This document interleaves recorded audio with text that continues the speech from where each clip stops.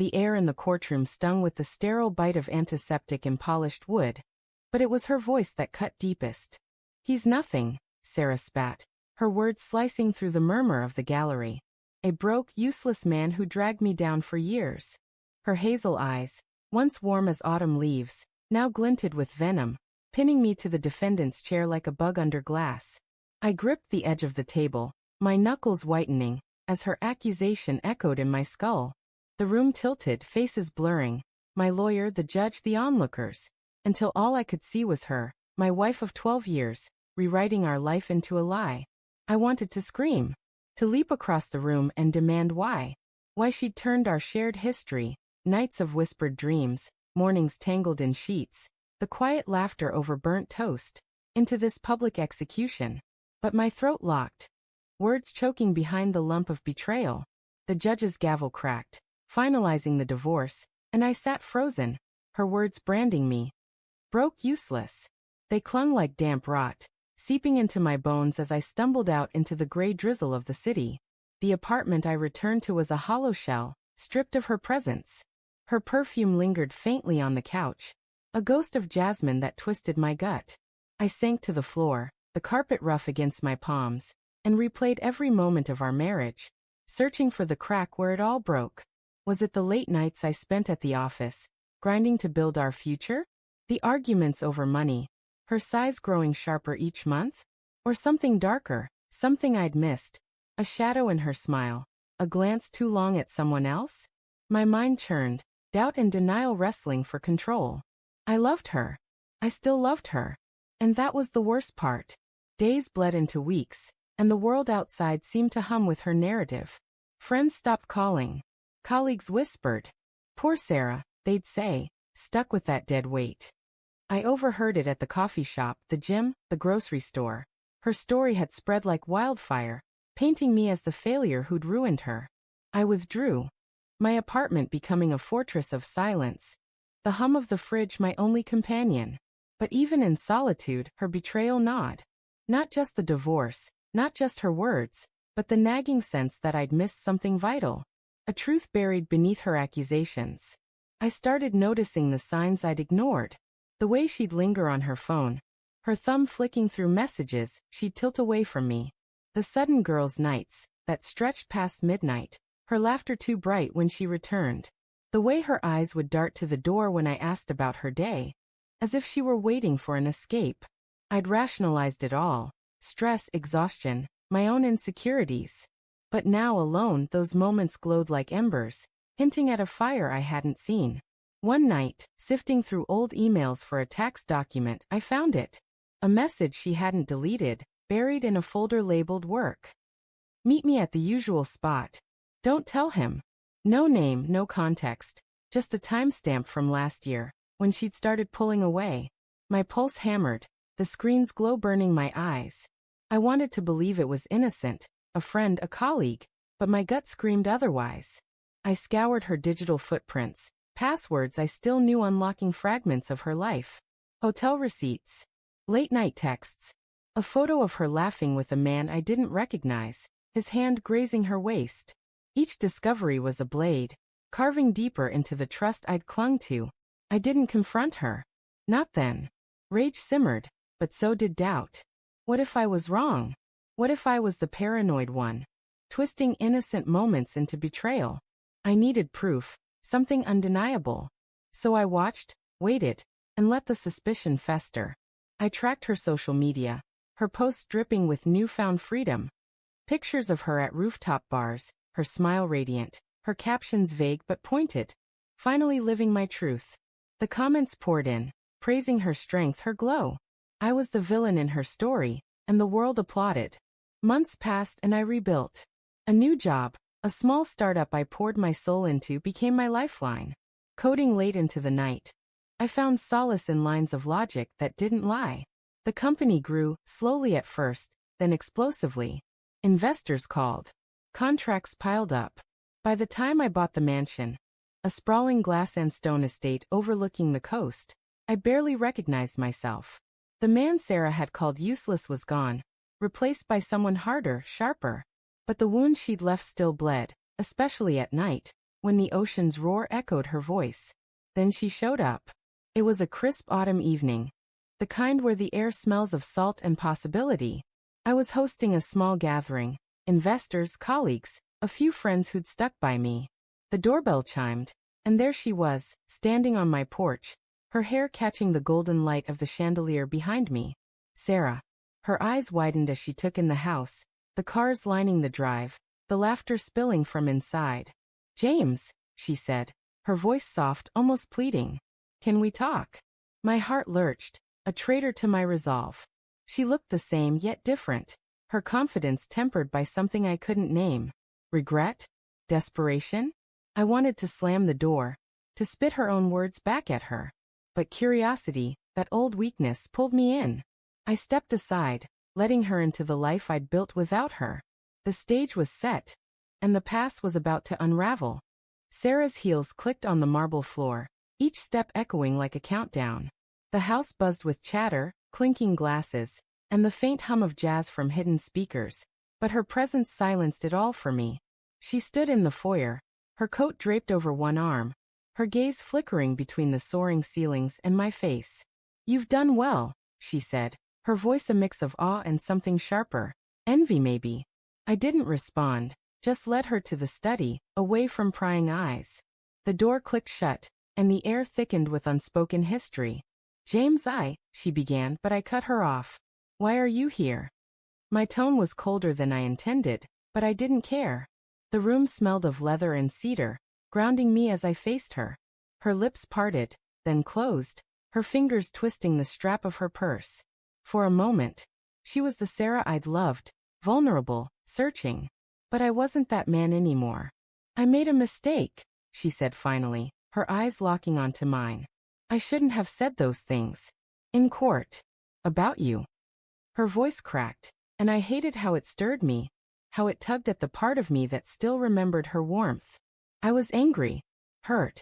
I didn't mean it. I leaned against the desk, arms crossed, studying her.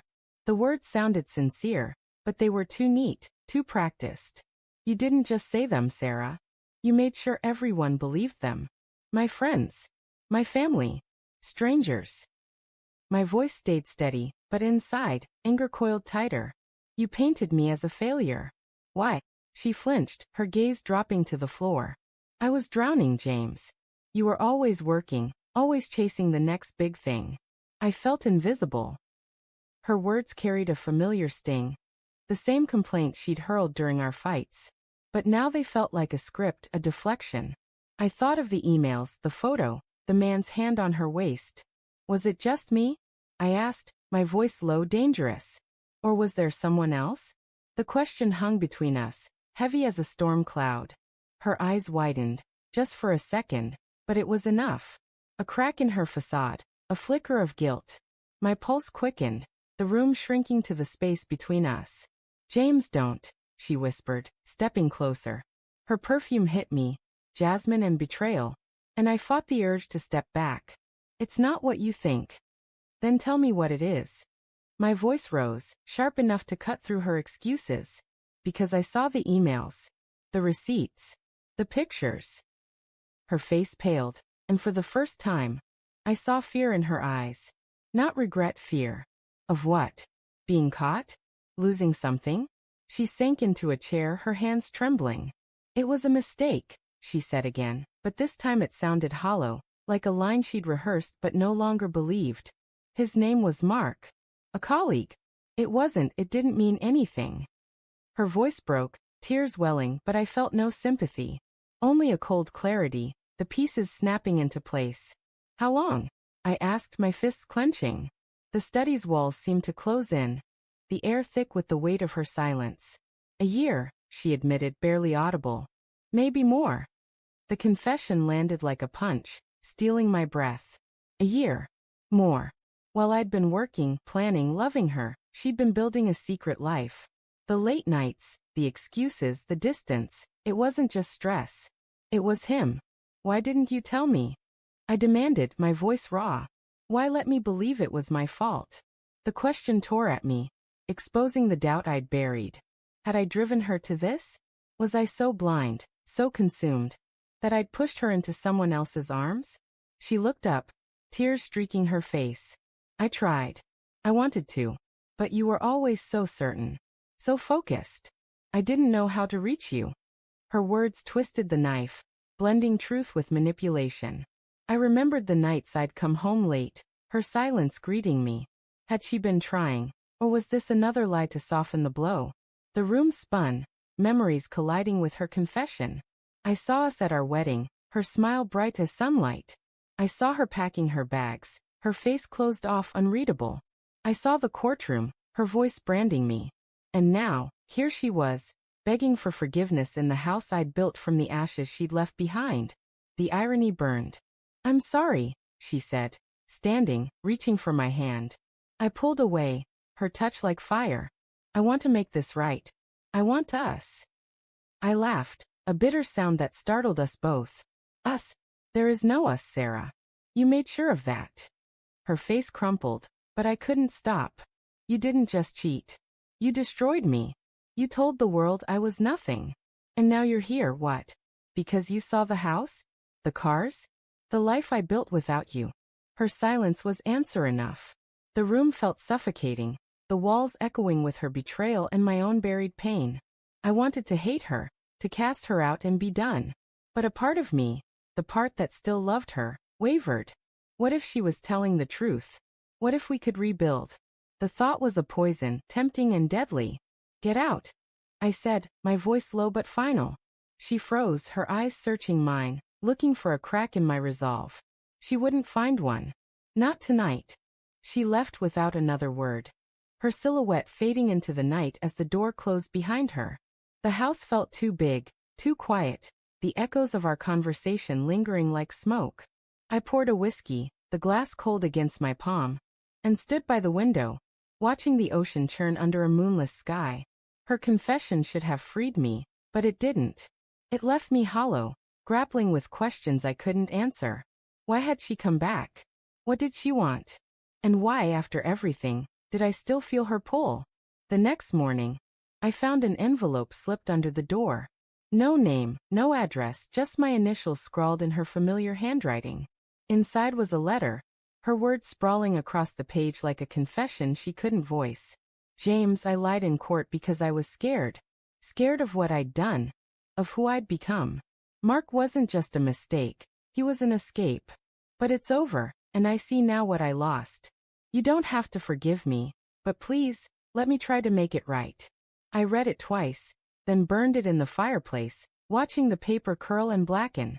Her words were a lifeline, but I didn't trust them. Not anymore. Yet they stirred something. Doubt, hope, anger, all tangled together. I needed answers, not just her version of the truth. So I dug deeper. I hired a private investigator, a quiet man with tired eyes who asked no questions. Within a week, he had a file. Mark was no colleague. He was her boss, a married man with a reputation for charm and indiscretion. Their affair had started 2 years before the divorce, hidden behind late-night meetings and business trips. The investigator found texts, photos, even a hotel booking for the night. She told me she was visiting her sister. The evidence was a landslide, burying any lingering hope that she'd been truthful. But there was more. Sarah had been let go from her job 6 months ago, her savings drained by legal fees and a lifestyle she couldn't sustain. Mark had cut her off, his wife's suspicions forcing him to choose. The investigator's final note was a gut punch. Sarah had been asking about me, tracking my success through mutual contacts, showing up at places she knew I'd be. Her visit wasn't remorse, it was calculation. I sat with that truth for days, the mansion's walls closing in despite their grandeur. The ocean outside roared, mirroring the storm in my chest. I wanted to confront her, to throw her lies in her face, but what would it change? She'd already taken enough. So I focused on what I could control. My work, my life, the man I'd become. The startup thrived, my name now a whisper in boardrooms rather than a punchline. But at night, alone, her face haunted me, her voice whispering through the cracks of my resolve. A month later, she called. I let it go to voicemail, her voice trembling through the speaker. "James, please. I know you're angry, but I need to see you. There's something I haven't told you." The desperation in her tone was new, raw, and it stirred the old ache.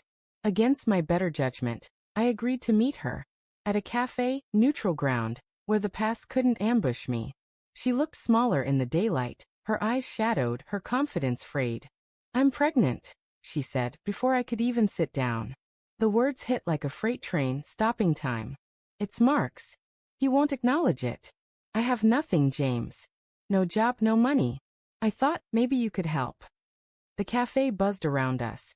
Clinking cups, soft laughter, the hiss of the espresso machine. But I heard nothing, saw nothing, except her. Pregnant. With his child. And she'd come to me. The man she'd discarded, expecting what? Charity? Redemption? My hands shook, rage and pity warring inside me. I wanted to scream, to walk away, but her eyes held me, pleading, broken and still so familiar. "Why me?" I asked, my voice barely above a whisper. "After everything, why come to me?" She looked away, her fingers tracing the rim of her coffee cup. "Because you're good, James. Better than me. Better than him. I thought, maybe you'd understand." I didn't understand. Not her choices, not her lies, not the way my heart still ached for the woman she used to be.